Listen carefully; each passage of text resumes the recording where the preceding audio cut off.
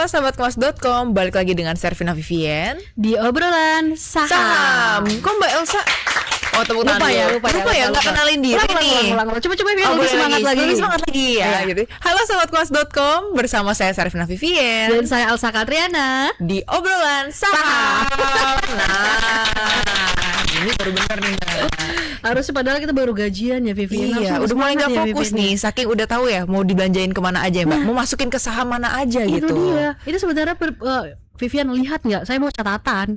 Wah, ini sih emang udah prepare ya, udah mau konsultasi ya hari ini. Betul Vivian. Oke, nah jadi kita nih bakal ngebahas gimana sih perkembangan terbaru pasar saham Indonesia seminggu ke depan, karena setelah seminggu kemarin kita belum ada obrolan saham ya Mbak. Iya. Gitu.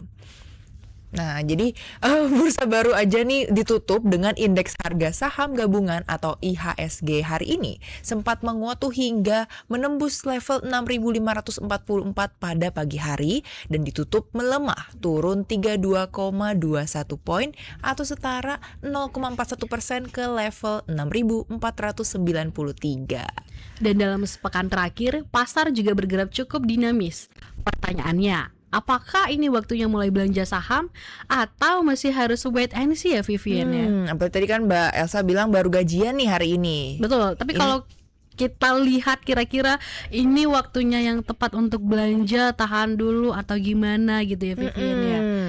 Nah, makanya ini sebelum kita bahas bersama analis dari Mirae Asset, coba dong sahabatkemas.com untuk tulis dulu nih di kolom komentar. Sahabatkemas.com nih tim yang buy, hold atau wait and see dulu nih sambil mungkin nabung gitu ya. Atau nunggu yang tim duitnya belum ada gitu kali ya Vivian. Nah, saya kan lebih ke itu deh Mbak, duitnya lebih ke belum ada gitu. Jadi boleh di komen-komen ya sahabatkemas.com ya. Iya, sebelum lebih lanjut. Nah, terus tapi sebelum kita lanjut, kita juga mau ngingetin nih ke sahabatkemas.com kalau pembahasan dan referensi saham ini dalam program obrolan saham ini bersifat informatif dan edukatif. Jadi berdasarkan analisis fundamental dari narasumber dan bukan merupakan ajakan untuk membeli atau menjual saham tertentu. Karena keputusan investasi sepenuhnya berada di tangan masing-masing investor. Bener banget. Jadi selalu lakukan riset sendiri atau do your own research, DIOR, serta sesuaikan juga nih keputusan investasi dengan profil risiko masing-masing. Iya. Gitu. Ngomongin soal IHSG ya Vivian ya. Kita juga nggak cuma berdua, tapi kita akan membahas dengan Head of Investment Information dari Mirae Asset Sekuritas Indonesia, ada Ibu Marta Kristina. Halo, selamat sore Bu Marta. Selamat sore Bu. Halo, selamat sore Elsa dan Vivian. Ya, Bu Marta gimana Bu? Sehat gak Bu? Semangat kah mengawali minggu ini? Tentu saja sehat, apalagi besok libur, makin sehat. Oh iya, nah, itu dia. makin semangat ya Bu ya. Nah Bu, kalau misalnya nih boleh diminta untuk ngerangkum perdagangan IHSG sepekan kemarin, kalau dalam satu kalimat aja, pasar kita nih sebenarnya lagi dalam fase apa sih Bu? Untuk minggu lalu ya, jadi kalau kita lihat 6.500 itu level tertinggi dalam 3 bulan terakhir. Jadi sebenarnya itu sudah mulai bullish untuk market kita.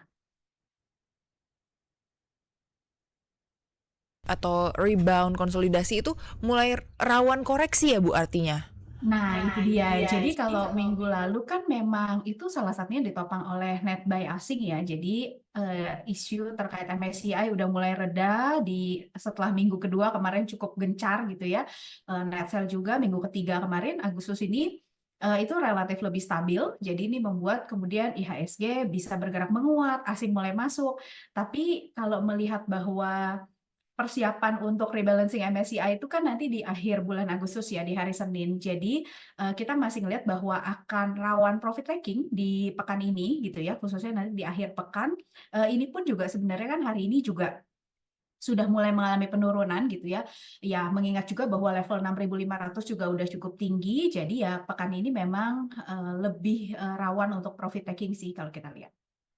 Jadi Bu Marta bilang ini 6.500 level tertinggi gitu ya Bu. Tapi kira-kira menurut Ibu apa yang paling menarik dari perdagangan sepekan kemarin? Apakah kira-kira Ibu melihat ada perubahan karakter investor atau karakter pasar sendiri Bu?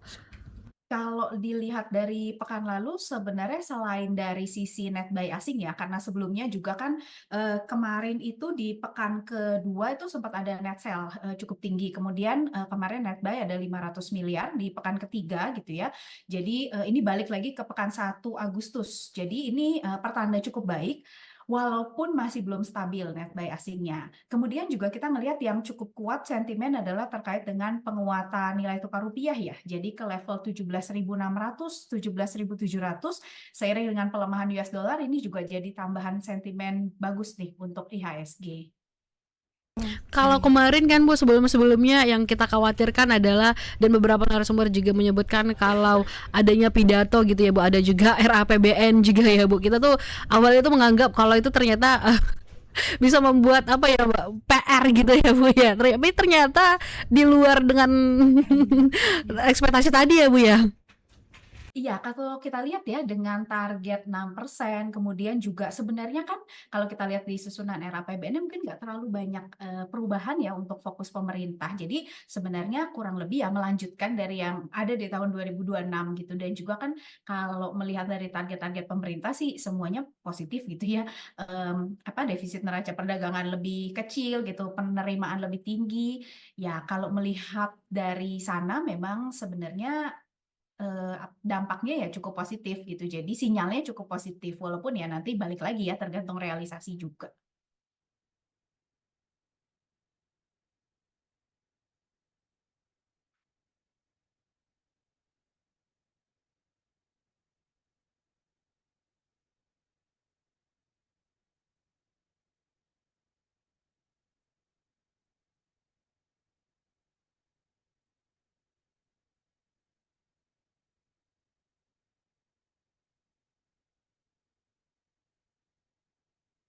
Masih terhubung?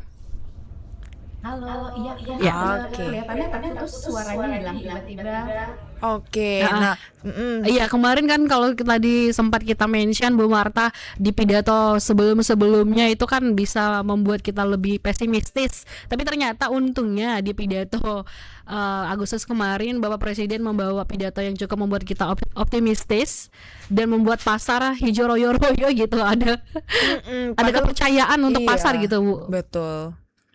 Iya, jadi karena memang target 6% juga sebenarnya kan angka yang ini ya, kalau kita lihat memang masih cukup achievable lah dalam beberapa review tulisan gitu ya dari berbagai ekonom dan analis melihat bahwa angka 6% ini masih sangat masuk akal untuk tahun depan gitu. Jadi memberikan target yang cukup achievable gitu ya, walaupun angkanya masih cukup oke lah, tetap ada pertumbuhan gitu. Jadi kalau kita lihat juga sebenarnya fokus pemerintah juga kan sudah kita tahu lah sama-sama ya, jadi menjaga efisiensi anggaran juga gitu, itu kan yang diharapkan dari baik itu lembaga rating, ekonom, dan sebagainya gitu ya, karena memang concern utamanya kan di awal tahun ini khususnya adalah defisit neraca defisit APBN gitu ya. Jadi dengan adanya kemarin pidato, oh berarti ini sebenarnya pemerintah udah aware banget gitu terkait dengan efisiensi anggaran.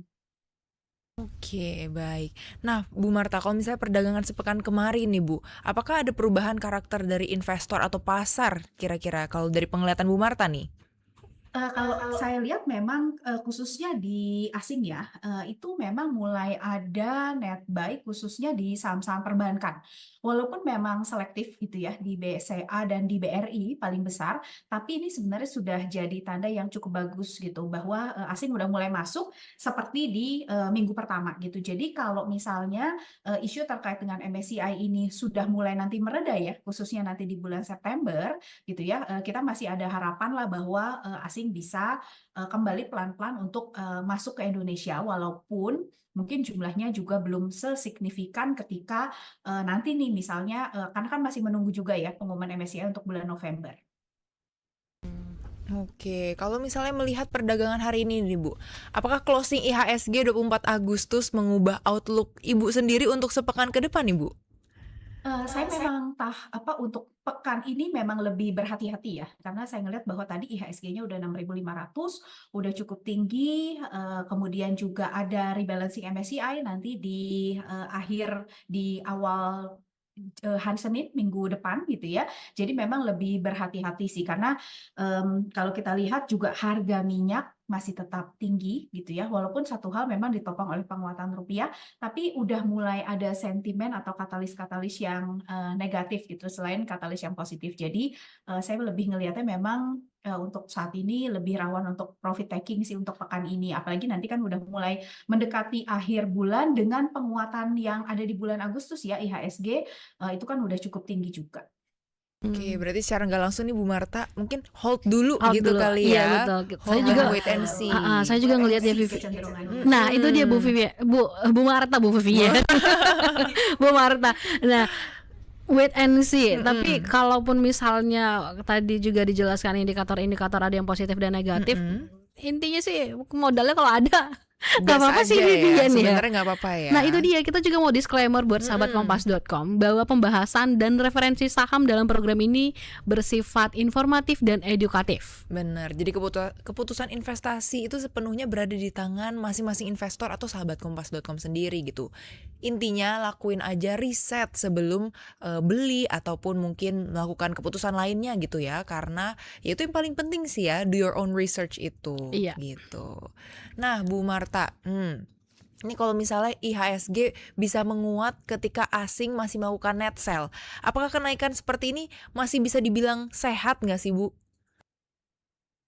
Kalau menurut saya akan lebih baik kalau misalnya kenaikan IHSG itu ditopang bukan jadi didasari salah satunya lah ya didukung oleh net buy asing. Kalau misalnya terjadi net sell tapi IHSG-nya masih menguat itu ya sebenarnya bisa aja terjadi, tapi yang kita takutkan adalah bahwa akan lebih cepat untuk turun gitu. Jadi tidak bisa naik dalam jangka waktu yang lama, artinya nggak sustain lah intinya gitu. Kenapa? Karena investor asing itu salah satu cirinya ya, atau misalnya salah satu time horizon mereka yang paling banyak itu kan memang adalah jangka panjang. Jadi kita tahu bahwa kalau misalnya institusi apalagi asing yang masuk gitu ya, mereka akan masuk untuk jangka panjang. Nah itu bagus, kenapa? Karena itu bisa menahan IHSG dari di posisi yang memang cukup baik gitu ya. Tapi kalau misalnya asingnya belum masuk, ya berarti kan ini lebih ditopang oleh domestik gitu. Nah domestik kan kita juga tahu ya ada dua, domestik institusi sama domestik retail. Kalau yang nopang itu domestik institusi bagus karena mereka juga jangka panjang view-nya, jangka menengah panjang. Tapi kalau yang menopang retail itu yang biasanya lebih cepat tuh untuk profit taking. Jadi makanya lebih volatile lah pergerakan IHSG-nya. Tapi kalau Bu Marta, tapi kalau misalnya tadi ada foreign sell ya Bu Marta ya, itu sebenarnya seberapa besar gitu pendorongnya gitu Bu Marta? Asing itu masih penting ya di IHSG atau di market kita karena posisi mereka itu masih punya kepemilikan sekitar 40%. Memang ini posisinya udah berkurang lah dibandingkan 10 tahun lalu asing itu 60%. Kalau sekarang posisinya domestik 60, asingnya 40. Nah, ini asing ini pergerakannya akan menjadi penting khususnya itu adalah saham-saham ya di saham-saham yang kepemilikan asingnya besar. Ya contohnya apa? Perbankan. Kita tahu bahwa kepemilikan mereka di banking cukup besar gitu. Jadi ketika mereka melakukan net sell yang besar gitu ya, harga ya kecenderungannya adalah turun gitu. Jadi ini mungkin nggak di semua saham mungkin kita lihat pergerakan asing ya, khususnya yang kita lihat adalah yang memang kepemilikan asingnya dominan gitu. Oke. Nah, kalau misalnya asing nih akhirnya menjual saham gitu ya, apakah investor retail sendiri juga harus ikutan keluar gitu, Bu? Ini kita tergantung time horizon investor retailnya. Untuk investor retail yang memang jangkanya pendek, udah kelihatan bahwa kalau asing jualan, apalagi yang kepemilikannya besar, jualannya dalam jumlah besar, pergerakan sahamnya cenderung turun. Berarti ya mereka akan menghindari lah saham-saham tersebut. Tapi kalau misalnya untuk investor jangka panjang, ini akan melihat nih bahwa mungkin dengan penjualan asing yang cukup besar ini bisa jadi kesempatan untuk masuk di harga yang rendah gitu. Tapi ya balik lagi ya, kalau saya juga misalnya kita investor jangka panjang pun kan kita juga perlu lihat ya, valuasinya udah cukup menarik atau enggak gitu. Kemudian prospeknya yang paling penting tuh kalau untuk investor jangka panjang tuh prospeknya ke depan seperti apa. Selama masih positif gitu ya, pertumbuhan masih ada, bisnisnya terus berkembang ya itu masih menarik gitu untuk investor jangka panjang. Kalau melihat fundamentalnya atau teknikalnya nih Bu Marta, menurut Bu Marta, prepare mana nih Bu Marta untuk jangka panjang? Fundamentalnya oke kah atau teknikalnya kah atau gimana Bu? Kalau saya pada dasarnya sih kita kombinasi ya untuk saya pribadi gitu ya. Bedanya adalah kalau di jangka pendek teknikal itu lebih dominan daripada fundamental, tapi tetap ada. Kita perlu lihatlah fundamentalnya seperti apa. Makin pendek time horizon kita, jadi makin tradingnya trading menitan, yaitu fundamental udah makin sedikit dilihat. Tapi makin kita panjang time frame-nya gitu ya, makin kita investasinya jangka panjang, fundamentalnya itu kita lihat makin banyak porsinya. Tapi teknikal itu juga penting karena kan teknikal bisa ngelihat untuk saya tuh harus masuk di harga berapa gitu. Apakah sekarang tuh harganya udah terlalu tinggi atau enggak gitu. Kemudian juga kalau emang trennya lagi turun ya mungkin saya bisa masuk di harga yang lebih bawah gitu. Jadi karena fundamental sama teknikal itu menjawab dua hal yang berbeda ya. Kalau fundamental itu kan menjawab saham apa yang menarik, yang bagus gitu ya, yang prospeknya cerah ke depan. Kalau teknikal tuh lebih menjawab di harga berapa saya harus masuk, di harga berapa saya bisa keluar, seperti itu. Dan gak kalah penting Vivian, sentimen ya Bu Marta ya. Ini juga salah satu pengaruh besarnya juga sentimen Bu Marta. Betul, betul. Sentimen baik itu makro, industri, perusahaan itu juga penting. Ya, Bu Marta, kalau kita ngelihat untuk sepekan ke depan Bu Marta, kira-kira support dan resisten IHSG pekan ini berada di level berapa Bu Marta proyeksinya? Untuk sepekan ke depan kita lihat sekitar level 6.400 ya untuk support, resisten di level 6.600 begitu.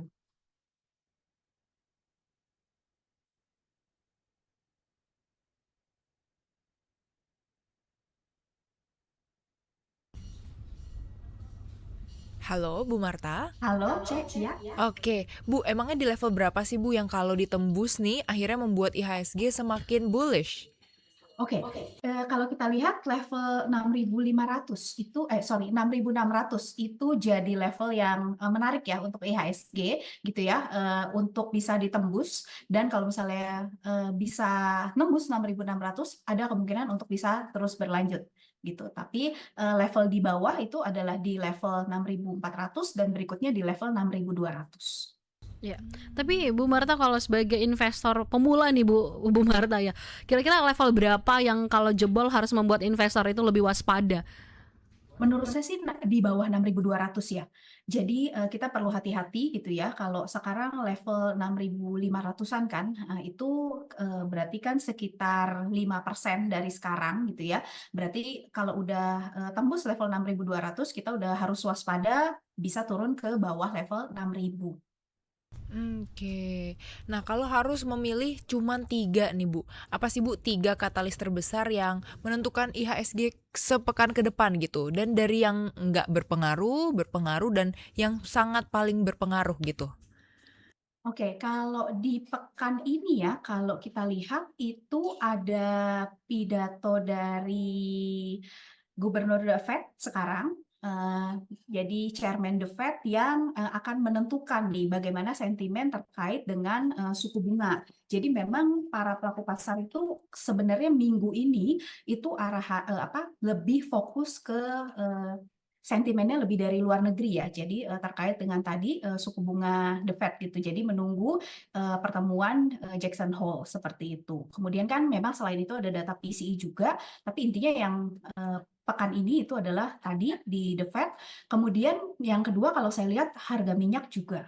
Walaupun ini hari ini turun ya harga minyaknya, tapi harga minyak tuh saat ini Brent masih di atas 90 gitu ya. Jadi itu masih di level yang sangat tinggi karena kenaikan atau bertahannya minyak di harga tinggi itu kan akan terus membuat inflasi itu bertahan di level tinggi. Nah, yang kemudian berpengaruh ke suku bunga ujung-ujungnya. Jadi dua faktor itu dari global dan terakhir untuk faktor dari dalam negerinya saya lihat terkait dengan MSCI rebalancing.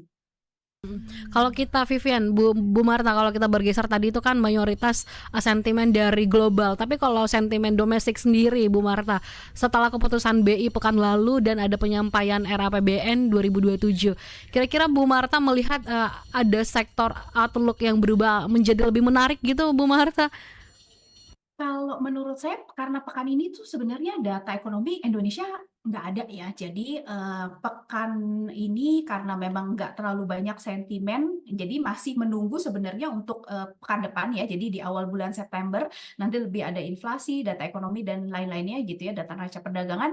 Jadi memang kalau pekan ini sih saya belum melihat bahwa hal-hal yang tadi gitu ya akan banyak mengubah gitu. Kecuali mungkin ya dari sisi karena memang rata-rata RAPBN ini kan juga masih cukup sama yang tadi saya bilang gitu. Jadi yang diuntungkan ya masih di seputaran sektor ini ya pangan begitu ya. Jadi yang memang di non cyclical gitu, khususnya di makanan dan minuman, kemudian pakan ternak seperti itu. Bu Marta, kita mau minta sedikit analisis Bu Marta soal beberapa sektor gitu ya Bu Marta, dan kemarin ini juga ramai soal sektor perbankan. Kita beberapa juga punya punya emiten yang perbankan Bu Marta. Kita mau lihat kalau analisis Bu Marta sendiri untuk sektor perbankan dalam pekan ini kira-kira gimana Bu Marta, mulai dari BBMRI, BBNI, BBCA, gimana Bu Marta?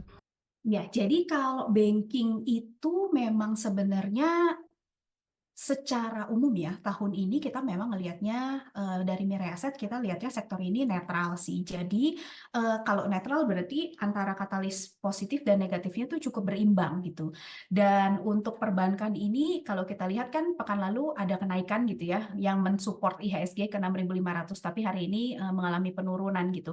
Jadi karena memang big banks ini kan kalau dari sisi kinerja ya sebenarnya nggak terlalu banyak berubah sih dari awal tahun sampai dengan laporan yang bulan Juli kemarin itu relatif masih sama gitu. Pertumbuhan paling gede di Mandiri, dari sisi BCA sendiri tumbuh masih di single digit gitu. Jadi memang nggak terlalu banyak perubahan, apalagi dengan BI juga mempertahankan suku bunga gitu ya. Yang berubah mungkin lebih dari sisi outlook-nya Mandiri sama BNI yang kemarin melihat bahwa semester 2 akan lebih menantang gitu ya. Jadi ini kemudian juga ngasih sinyal nggak terlalu bagus sebenarnya ke market gitu, khususnya untuk banking. Makanya juga kalau kita lihat walaupun net buy itu ada di perbankan, tapi ya selektif gitu. Rata-rata sekarang yang besar ya di BRI sama di BCA. Oke, baik. Nah, Bu Marta, ada juga nih Jackson Hole yang beberapa hari setelah acara ini ya. Seberapa besar sih Bu sebenarnya investor Indonesia tuh perlu perhatiin Jackson Hole ini gitu? Karena ternyata kan forum ini berpotensi memberikan sinyal mengenai suku bunga The Fed ya, Bu. Ya, betul. Biasanya memang forum dari Jackson Hole ini kemudian bisa menjadi tambahan sinyal lah buat para pelaku pasar.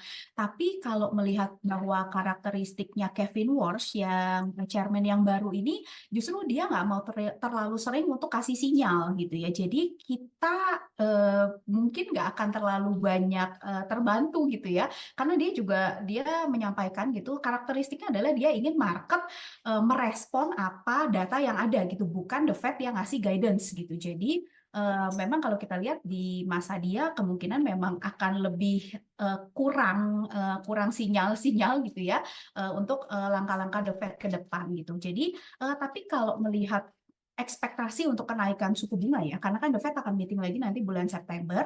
Untuk ekspektasi kenaikan sendiri itu masih ada di meeting terakhir di bulan Desember. Jadi mungkin dalam 2 bulan ini masih akan terus dipantau data terkait inflasi, PCE dan sebagainya gitu ya. Dan balik lagi nih ujung-ujungnya adalah harga minyaknya lagi gitu ya. Selama harga minyaknya tinggi, ya itu akan tetap ngelihat inflasi di level tinggi. Oke, baik. Nah, terus Bu, apakah investor nih perlu mengurangi posisi menjelang event global kayak tadi gitu? Atau malah nggak perlu terlalu khawatir?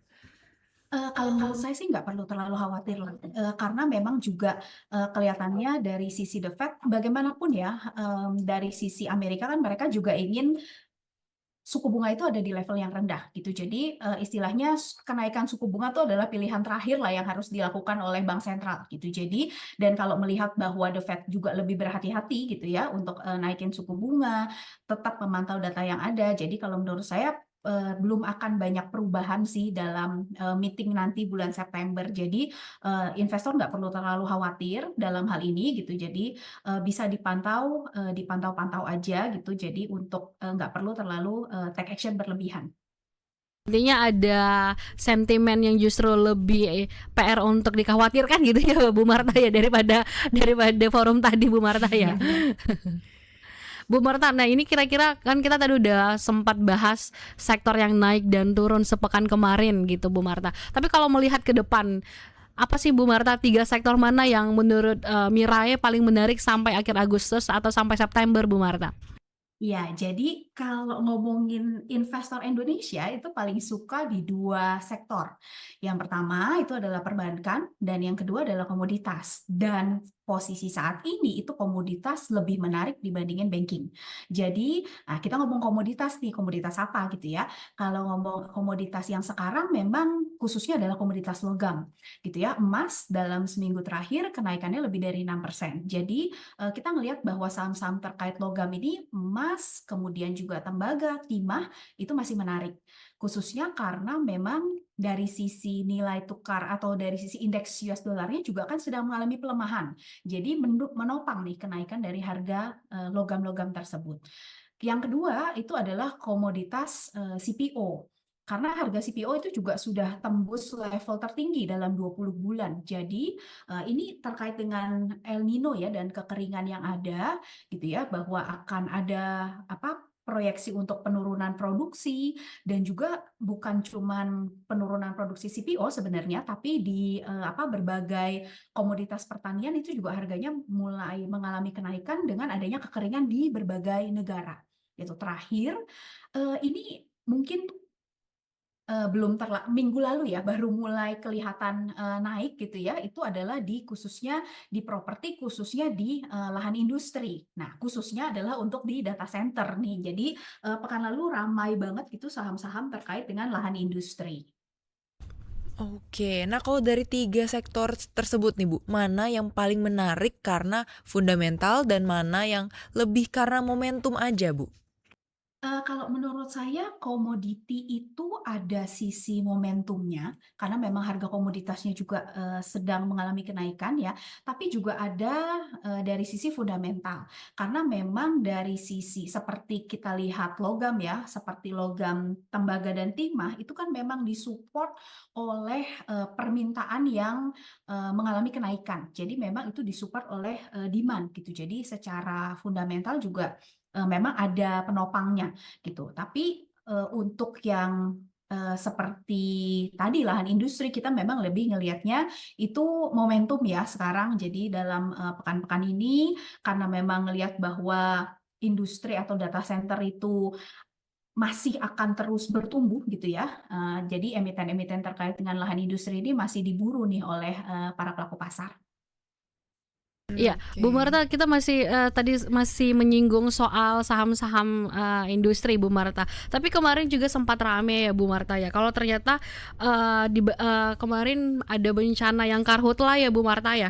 Yes. Tapi kenapa? Jadi kenapa menurut Bu Marta di tengah bencana karhutla itu, tapi kenapa justru saham-saham sawit justru naik kemarin Bu Marta?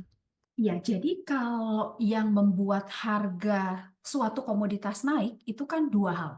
Pertama, permintaan yang naik atau supply yang turun gitu. Kalau di sisi CPO ini kita lihat lebih dari sisi karena El Nino ke depan itu kan musim kering, itu akan mengganggu produksi gitu ya. Jadi produksi CPO akan menurun dan bukan cuma produksi CPO karena di berbagai negara juga komoditas pertanian itu sedang dilanda kekeringan jadi produksinya turun. Ketika permintaan tetap tapi produksinya turun, harga bergerak naik gitu. Jadi harga CPO itu dalam sepekan terakhir itu kemarin kenaikannya lebih dari 6%, makanya itu kemudian menopang dari saham-saham CPO gitu ya. Jadi untuk kebakaran hutan dan lahan sendiri itu sebenarnya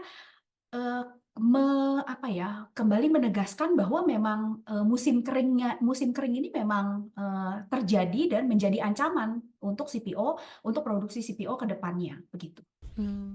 Tapi itu Bu Marta bisa mengindikasikan atau menurut Bu Marta apakah ini saatnya para investor justru membeli saham-saham di emiten-emiten industri tadi Bu Marta? Kalau untuk CPO ya, saya sih melihatnya harga saat ini udah cukup tinggi. Balik lagi bukan cuma CPO CPO doang gitu ya, tapi memang overall karena indeks sudah 6.500, harga juga rata-rata udah bergerak cukup tinggi gitu memang, dan mengingat bahwa ke depan akan ada volatilitas gitu ya. Jadi kita melihatnya secara umum memang rekomendasinya lebih ke buy on weakness gitu. Tetap menarik CPO gitu, tapi memang lebih baik kalau bisa mengambil di harga yang lebih bawah. Oke, karena tadi Bu Marta bilang sekarang udah ketinggian gitu ya Mbak Iya. Elsa ya. Oke, nah Bu, kalau sebaliknya nih, sektor apa yang sedang ramai tapi sudah naik terlalu tinggi tetapi justru sebaliknya nggak dikejar sekarang? Apakah salah satunya seperti tadi CPO CPO. atau ada yang lain nggak nih Bu? Eh, Secara umum komoditas tuh memang sedang tinggi karena memang harga komoditasnya juga naik gitu ya, tembaga, timah. Mungkin saya masih bisa melihat emas masih lebih menarik gitu ya. Karena memang emas itu kan tertinggi pernah di atas level 5.000 gitu ya. Jadi dengan nanti The Fed itu misalnya ya sinyalnya itu adalah menahan suku bunga, bahwa melihat saat ini kondisinya masih cukup, inflasinya masih cukup kondusif gitu ya, itu justru bagus untuk emas gitu. Yang kita lihat masih ada potensi nih, walaupun harganya nggak murah lagi gitu ya, tapi paling tidak harganya masih cukup oke dibandingkan dengan CPO atau tembaga atau timah yang memang harganya tuh udah hampir di pucuk. Oke. Nah, terus Bu, kalau sekarang nih masuk ke yang paling kita tunggu-tunggu juga ya Mbak Elsa. Kalau Ya. nyari saham yang fundamentalnya menarik nih Bu. Apa sih Bu 3 saham yang mungkin udah masuk radarnya Mirae Asset sendiri? Iya, jadi kalau kita membaginya jadi ini ya, risiko ya. Jadi ada yang risikonya masih relatif rendah gitu ya.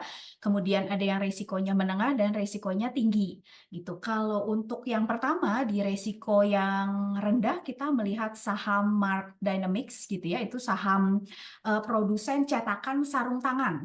Nah, itu market leader di untuk cetakan sarung tangan gitu ya. Pertumbuhannya yang kita paling suka.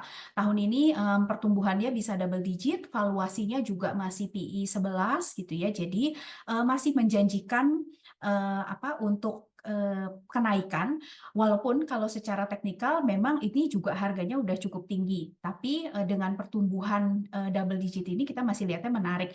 Dan yang bikin dia risikonya rendah karena memang perusahaannya itu utangnya juga sangat rendah gitu ya, jadi memang relatif aman. Kemudian untuk yang risikonya menengah, kita lihat ada INKP. Nah ini kita lihatnya jangka lebih panjang, khususnya di 2027 ya, karena mereka ada story bahwa ini sedang beralih dari perusahaan hanya pulp and paper atau kertas ke perusahaan packaging yang punya margin lebih bagus dan punya pertumbuhan yang lebih stabil gitu ya. Jadi kan kalau produk tuh makin ke hilir makin bagus gitu ya, makin stabil lah. Jadi pabrik itu akan selesai, pabrik packaging itu akan selesai di tahun depan. Jadi itu bisa jadi sumber pertumbuhan yang bagus untuk INKP ke depannya. Valuasi juga masih sangat menarik kalau untuk INKP gitu ya, PI masih di sekitar 5-6. Yang terakhir yang menarik tapi resikonya cukup cukup tinggi. Kita lihatnya adalah TPIA. TPIA ini punya growth story yang sangat bagus.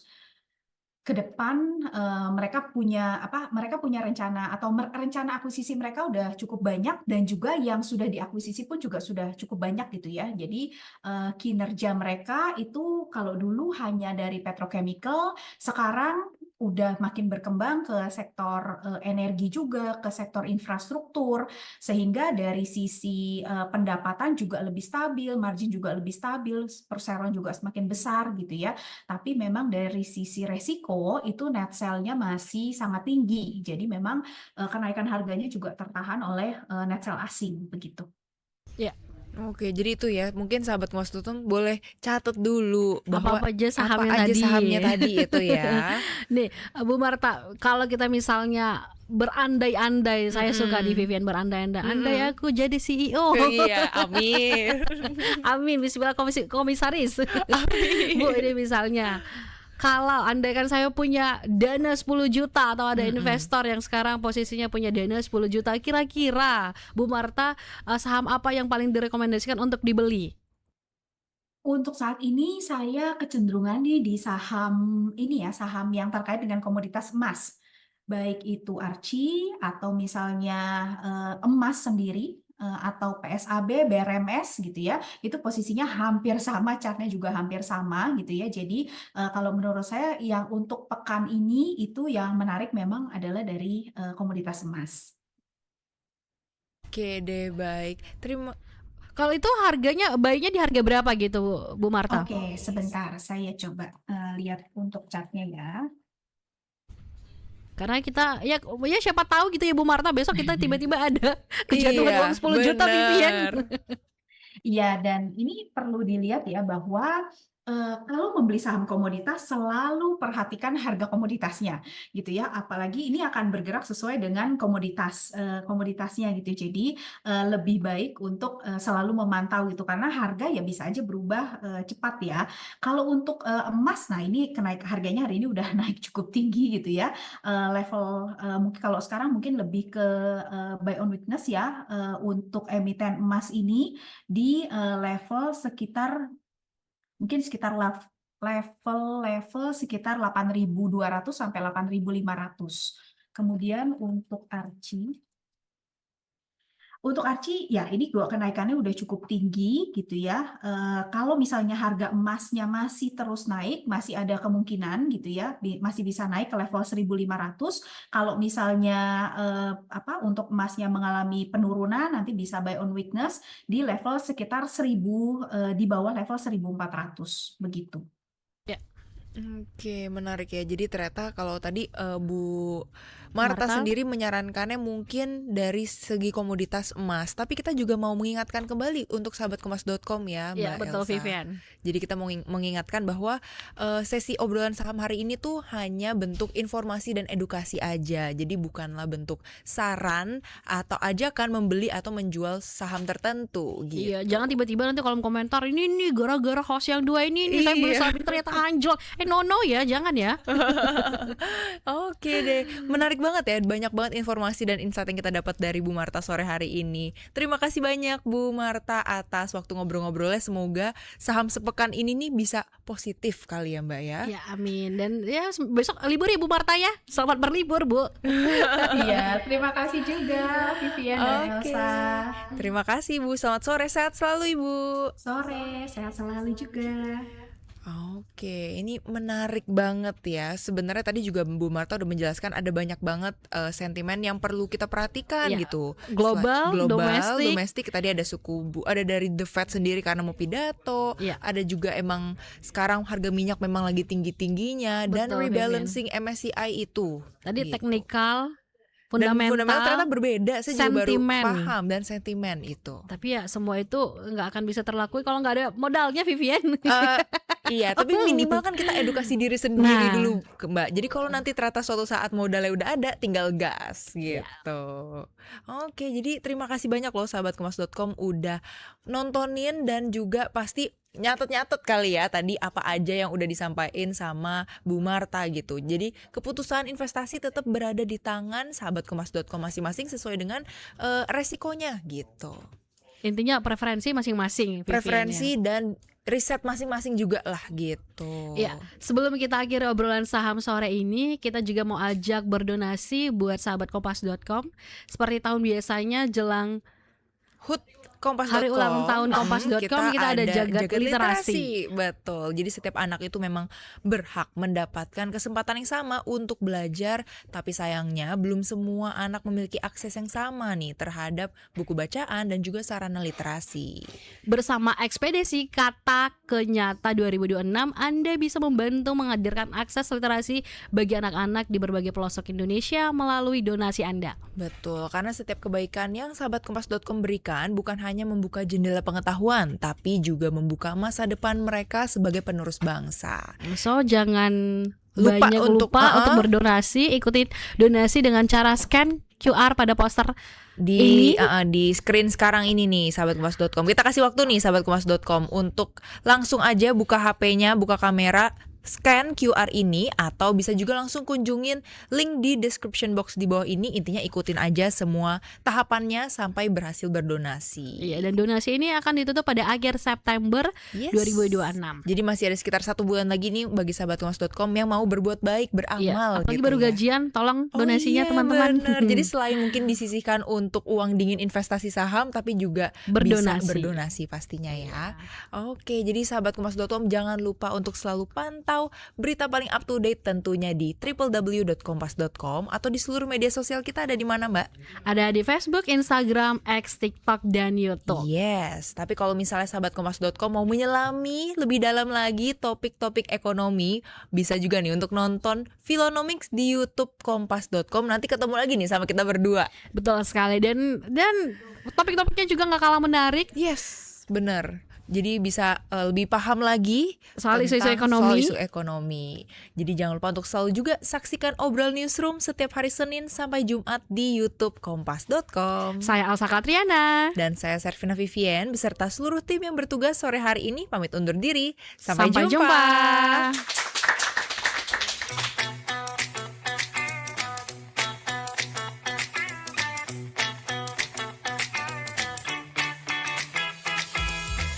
Kompas.com telah hadir di channel WhatsApp.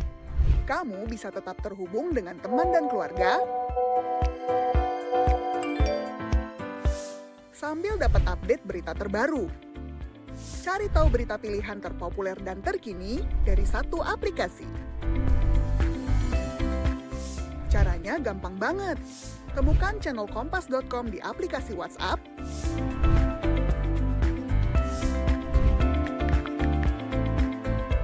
langsung follow, dan nikmati informasi langsung di genggaman kamu. Update dan sharing lebih mudah, gak bakal ketinggalan berita. Follow channel WhatsApp Kompas.com sekarang.